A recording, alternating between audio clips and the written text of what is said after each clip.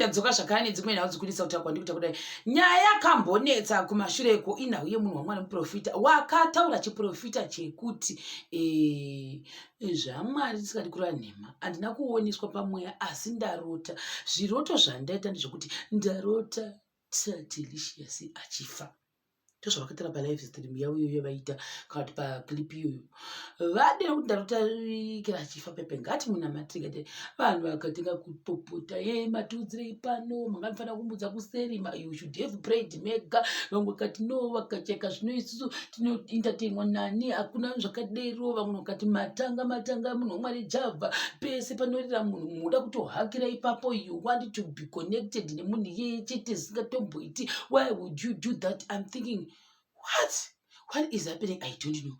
Kuita Delicious woposta page kwake wonyora rutorododo inini handitomboita izvozvo vakanyora history yemunhu wamwari Javha vakati inini handingambobayiswi live nemunhu wamwari muprofita Passion Javha nekuti number 1 akakunzwa munhu ari kurirarira izvozvi anobva ada kuuya ipapo oti teki nemunhu iyeye so that iwe anogara relevant handiite izvozvo. Number 2 vatanga kutaura nyaya yemaartist ningi pairira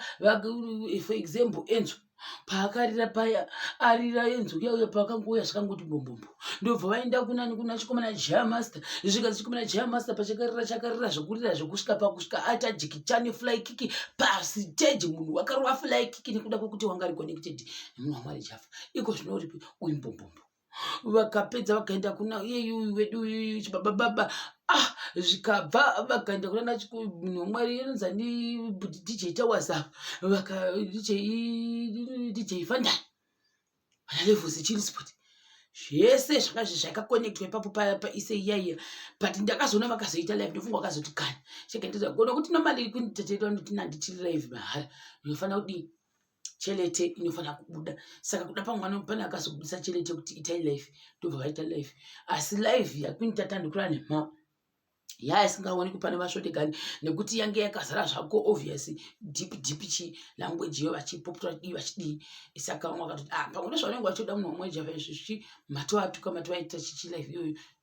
connected. Why not? Zvikanzi munhu wamwari Javha akangwara ndozvamusingazivi zvese izvizvi musingadi muchita chete munhu otokonzendesa naye chete whether you like it or not. Saka iyoyi prophecy chiroto ichi chavakaita ichi vazhinji havana kuchitambira zvakanaka